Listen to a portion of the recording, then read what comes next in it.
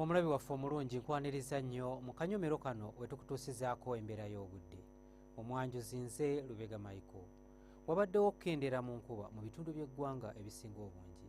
Era bwe tutunulira ku bifaananyi ebyo ebikubiddwa ku ssemazinga wa Africa, bitulaga nga empewo okuva ku guyanja ogw'Ebuyindi okukosa n'empewo okuva ku nnyanja Nalubaale ekyaleeseewo enkuba okutonnya wano na wali mu bitundu by'eggwanga ebitali bimu.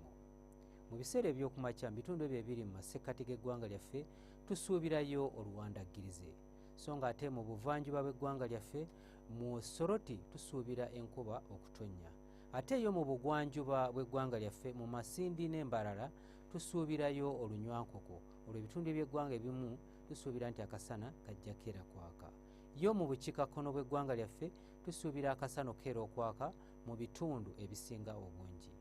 Kale nno mu biseera eby'olweggulo tusuubira nti embeera eno ejja kukyuka era nga enkuba tugisuubira okutonnya mu bitundu ebitali bimu n'okusingira ddala ebitundu ebyo ebyetoolodde ennyanja Nalubaale, era nga n'ebbugumu erya waggulu tulisuubira okutuuka ku degrees 30.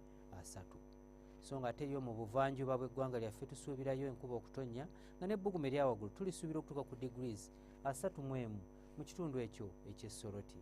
Mu bugwanjuba bw'eggwanga lyaffe tusuubirayo enkuba okutonnya mu Masindi, so nga ate ebbugumu erya waggulu mu Kaseese tulisuubira okutuuka ku degrees 33. Ate yo mu Kabaale ebbugumu erya waggulu tulisuubira okutuuka ku degrees 26. Mu bukiikakkono bw'eggwanga lyaffe ebbugumu tulisuubira okutuuka ku degrees 32 mu kitundu ekyo eky'Kotido awamu ne Moroto.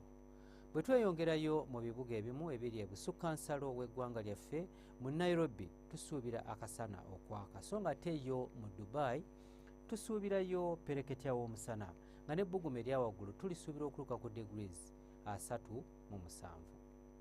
Ebyo bye tukujjidde mu kitongole ky'eggwanga ekivunaanyizibwa ku mbeera y'obudde n'olunaku lw'enkya tulindirire mu budde bwe bumu. Nze Lubega Micheal.